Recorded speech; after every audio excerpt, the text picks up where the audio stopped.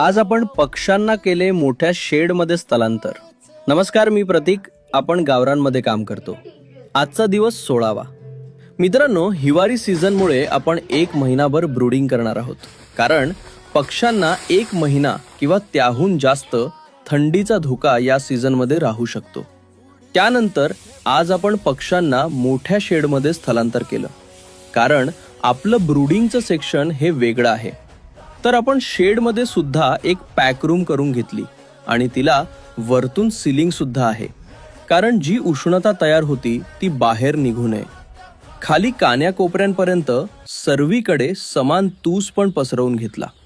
एका बाजूला आपले पहिल्या बॅचचे मोठे पक्षी आहेत आणि त्यामध्ये आपण अशी जाळी टाकून त्यांना वेगळं करणार आहोत.